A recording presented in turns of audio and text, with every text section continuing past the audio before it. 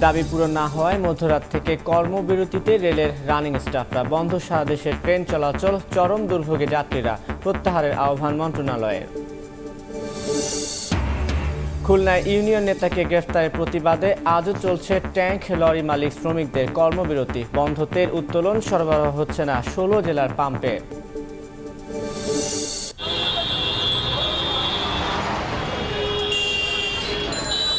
Signal ফুরিয়ে গেছে, তারপরেও হরেন বাজে। অতিরিক্ত সাউন্ডের কারণে মাথায় একটা প্রবলেম হয়। শব্দ রূপ নিয়েছে সন্ত্রাসে। সড়কে নামলে হর্নে অতিষ্ঠ রাজধানীবাসী, বাড়াচ্ছে স্বাস্থ্য ঝুঁকি। পুলিশের হাতে দেয়া হবে আইন প্রয়োগের ক্ষমতা, জানালেন পরিবেশ উপদেষ্টা।